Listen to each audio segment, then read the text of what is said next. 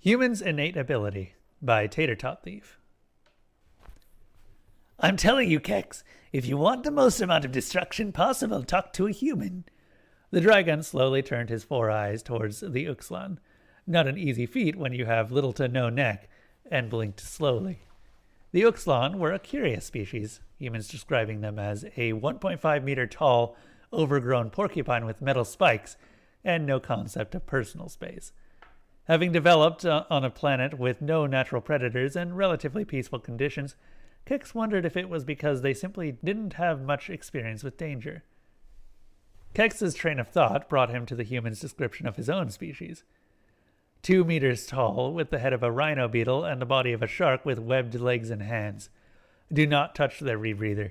A mistake on both species' parts when a human, surprisingly even more curious than the Uxlan, touched one of the apparatuses and was thrown against the bulkhead of the ship. It was a tense period of time from what he'd heard. I find that hard to believe, Vurux. I have met with the human, Daniel.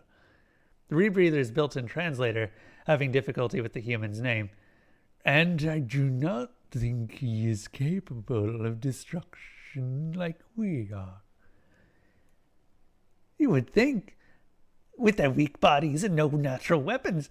But listen, I have talked with a few, and every time I meet one I always ask, how would you cause the most amount of destruction at this moment? Their answers scare me. Kex studied his counterpart, watching as the shivers down the Uxlan's back made her spikes move akin to the waves on his homeworld. Then how would you cause the most damage? Vux seemed surprised at the dragon's question. I don't know. I haven't given it much thought.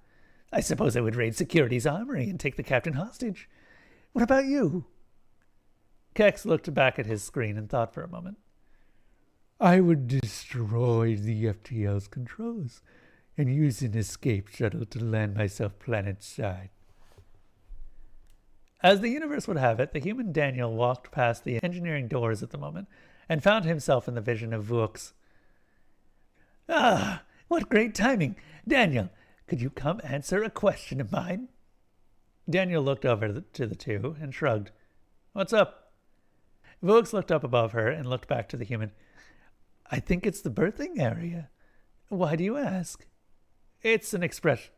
Never mind. What's your question? How would you cause the most amount of destruction at this moment? The human looked surprised and then put his hand over his chin.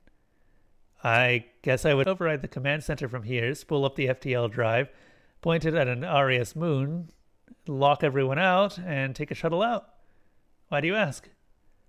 Both looked at the human with shock, the Uxlan having puffed up and the dragon's widening of his eyes.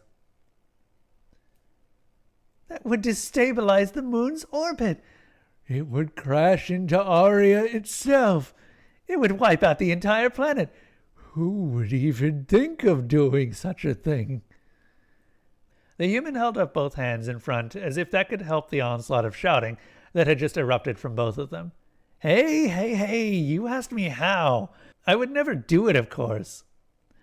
Now, if you would excuse me, I have some maintenance to do. I'll talk to you two later. Both watched as the human walked away. Hey, Kex? Yes. Do you want to put the work order in to remove the command override, or should I?